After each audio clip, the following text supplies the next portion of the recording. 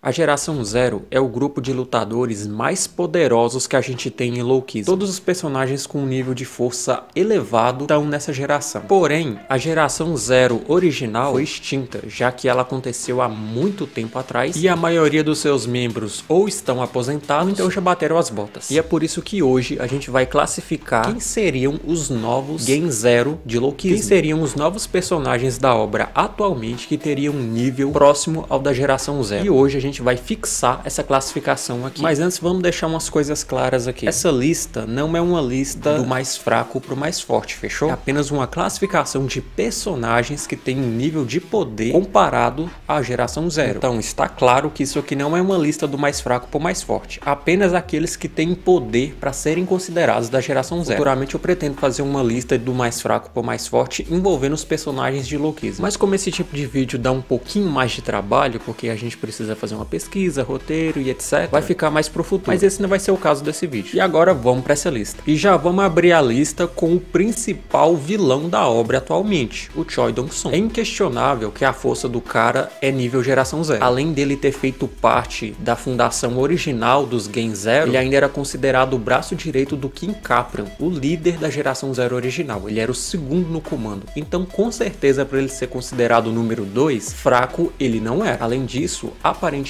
ele foi responsável pelo treinamento do Lee Jin-hoon, que é outro monstro da obra também. O Choi Dong-sung sozinho conseguiu derrubar o número 1 da primeira filial dos Works. E só para vocês terem uma ideia do quão grande esse feito é, para derrubar o número 1 da primeira filial foi necessário os líderes dos 4 grandes grupos, Jang Hyun, o God Dog, Jim Young e etc. E mesmo depois desses 4 personagens somados, muita estratégia, eles mal conseguiram derrotar o número 1 da primeira filial. E o Choi Dong-sung, faltando um braço, conseguiu vencer o bicho sozinho. Então isso aqui é só para vocês terem uma noção de comparação de força que esse cara tem na obra. Então, mesmo mais velho, ele ainda com certeza pode ser considerado um membro da Gen Zero em quesito de força física. O próximo que também tem o mesmo nível da galera da geração Zero é o corpo perfeito do PHS. O corpo perfeito, quando tá descontrolado, ele é simplesmente imparável na obra inteira. Se a gente fizesse uma análise de todas as lutas em que o corpo perfeito descontrolado tá envolvido, a gente pode até chegar à conclusão que ninguém conseguiu parar ele até agora. Se a gente considerar que as lutas mais importantes contra o PHS original, o Jong-un e o Jong-go, você vai perceber que sempre ou o oponente é derrotado ou acontece alguma coisa que faz com que o corpo perfeito saia do modo instinto superior descontrolado, fazendo dele assim um invicto na obra. E são pouquíssimos os nomes da obra que poderiam fazer frente a ele até agora, tá? O que faz dele com certeza um lutador nível Gen Zero. Outro cara que também tem uma força comparada a um geração Zero é ninguém mais, ninguém menos do que o Jong-un, né? Eu nem vou falar aqui de todos os feitos que o Gun tem na obra, porque senão o vídeo aqui ia ter 30 minutos fácil, só falando do Gun. Se falarmos aqui só dos principais, ele foi um dos poucos que conseguiu levar o segundo corpo ao limite. Não venceu o segundo corpo do PHS, mas levou ele ao limite. Também conseguiu fazer frente ao Lee Jin-hoon. A gente não sabe se ele ganharia ou não, mas se o próprio Lee Jin-hoon disse que existia a chance dele perder em uma luta contra o Gun, então a gente pode considerar que eles têm um nível de força parecido ou pelo menos semelhante, além dele ser um grande rival do Jong-go, apesar de que a gente ainda não sabe com precisão se o Gun venceria o Go usando katana, mas mesmo assim eles são rivais. O cara já lutou contra o Lee Do-gil, o cara já venceu o Jang Hyun, o Il-han, já botou a segunda geração inteira pra mamar. Feito do Gun aqui é o que não falta, e dizer que o cara não é nível geração Zero aqui é quase um crime, né? E outro personagem que é tão forte quanto o Gun,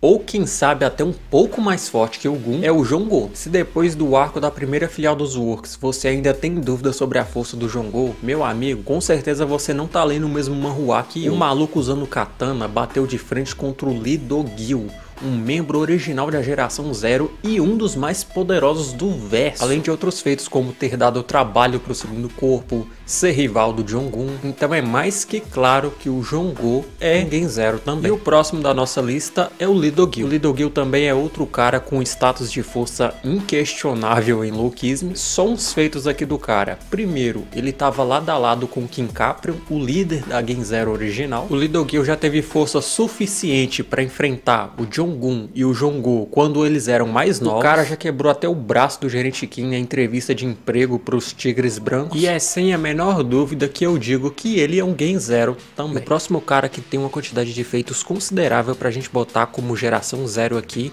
é o Lee Ji-hoon. O Lee Ji-hoon aqui, galera, ele dispensa apresentações, porque os feitos do cara são enormes. Simplesmente o cara sozinho já dizimou todos os reis da primeira geração de Loukism, praticamente sozinho. O Lee Ji-hoon poderia ser considerado como o gênio dos domínios, porque o cara simplesmente tem o domínio da força, da resistência, da técnica, da velocidade, tudo quebrado. Mas quando o assunto é velocidade, com certeza o Lee Ji-hoon, ele tá no topo do topo da hierarquia de Loukism. Ele é simplesmente um dos mais velozes da obra, contendo também um estilo de luta incopiável pelos copiadores da obra. Só pra vocês terem uma ideia, nem o PHS conseguiu copiar o estilo de luta do Lee Ji-hoon 100%. E pelo simples fato do cara ter força suficiente pra dizimar praticamente a primeira geração inteira sozinho, não tem como a gente não dizer que o cara não tem uma força nível Gen Zero. Então é óbvio que o cara teria que fazer parte dessa lista aqui também. E logo após o Lee Ji-hoon, outro cara que mal chegou na obra, mas já chegou chegando, foi o Gitai, o segundo filho do King-Capra. Gitai já estava sendo hypado há muitos e muitos capítulos como o segundo filho do King-Capra. Só que quando o cara apareceu, ele não só apareceu,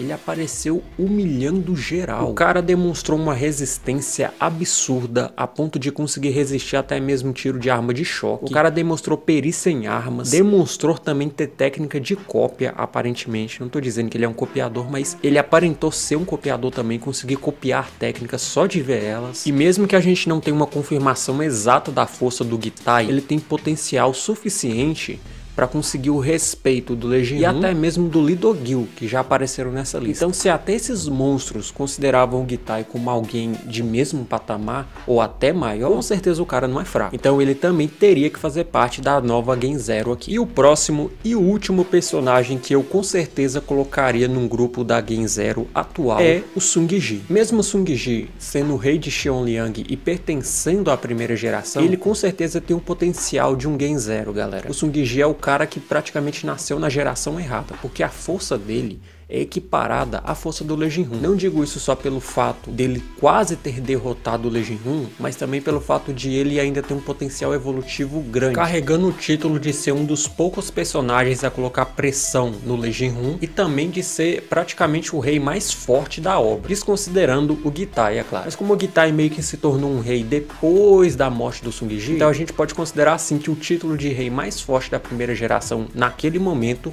era do Sung-ji. E uma das causas que tornou o Sung-ji um lutador tão poderoso é justamente o fato dele ter 6 dedos nas mãos e nos pés. Graças a isso, o estilo de luta de agarrão dele era muito mais poderoso do que qualquer outro lutador desse gênero, porque como ele tinha 6 dedos, a força do agarrão dele era muito mais forte. Então, por causa desses dedos a mais, o Sung-ji com certeza nasceu um prodígio, nasceu privilegiado. E se ele tivesse vivo atualmente na obra, com certeza ele poderia ser considerado um Gen Zero. Pelo menos na minha opinião, o Sung-ji seria sim um bom Gen Zero. Se eu fosse criar um novo grupo como a geração Zero, seriam esses os personagens que eu nomearia como os novos Gen Zero. Mas como eu sei que geralmente essas listas, esses rótulos sempre deixam uma galera com dúvida, eu vou responder os questionamentos aqui. Muitos de vocês podem achar estranho o fato de alguns personagens não terem aparecido nessa lista. O principal deles, o PHS original, depois do treinamento com o Jong-un. Muitos de vocês podem ter uma ilusão sobre a força dele. E também vou falar do Park Jin-young. Por que o Park Jin-young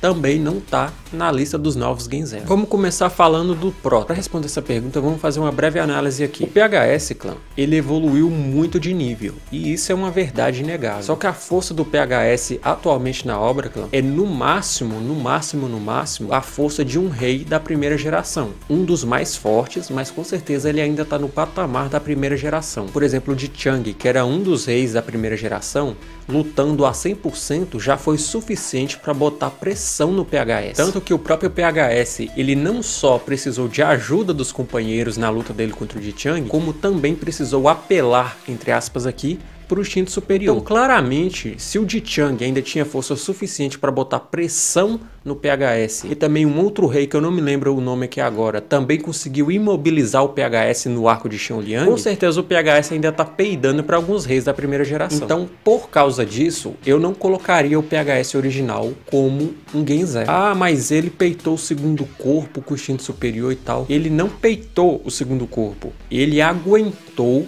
a luta contra o segundo corpo por um tempo. Se a gente comparar a luta do PHS original com o segundo corpo com a luta com o Gun, por exemplo, que o segundo corpo teve com o Gun, vocês vão ver que o Gun colocou muito mais pressão do que o PHS. O PHS mal aguentou ali umas porradas e já desmaiou, enquanto que o Gun deixou o segundo corpo todo cheio de hematoma de tanta pancada. Não tem nem como comparar as duas surras, são totalmente diferentes. Como o PHS ainda tá peidando para alguns reis da primeira geração, então não tem como eu colocar ele aqui como um Gen-Zero. E no caso do Park Jin-Young é o seguinte, o Park Jin-Young, ele era membro original dos Gen-Zeros, e no seu auge, no tempo de juventude, ele com certeza era muito poderoso. Ele era o copiador mais poderoso do verso de Loukismo inteiro, isso a gente não tem dúvida. Porém, clã, isso foi no passado. Atualmente, o Jin-Young, ele não tem poder suficiente nem para aguentar uma luta direta contra o segundo corpo. O Jin-Young atualmente, ele estaria ali mais ou menos no patamar de um rei da primeira geração também, junto com o PHS original. Mas assim, é evidente como que o Jin-Young decaiu com o tempo. Ele não é mais tão poderoso quanto um Gen-Zero. Um personagem como o Choi Dong-Son, o Lee Ji-Hoon, o Gitai, o segundo corpo do PHS também já foram mais que o suficientes para fazer ele peidar. Tanto que se não fosse pela injeção final que ele deu no segundo corpo, ele teria levado uma surra federal ali. E como o caso dele é bem parecido com o caso do PHS original, se não até um pouco pior, porque o PHS original aguentou até mais tempo do que ele, então eu diria que o patamar do Jin-Young atualmente, galera, é no máximo de primeira geração, no máximo. Ele já foi o copiador mais forte, ele já teve um patamar grande, sim, isso é verdade, mas atualmente ele não tá tudo isso. Então, se a gente fosse formar um novo grupo de Gen-Zero, não tem como colocar o Park Jin-Young, galera. Ele tá no máximo patamar rei de primeira geração, no máximo. Um outro personagem também que muitos de vocês podem até ter esquecido,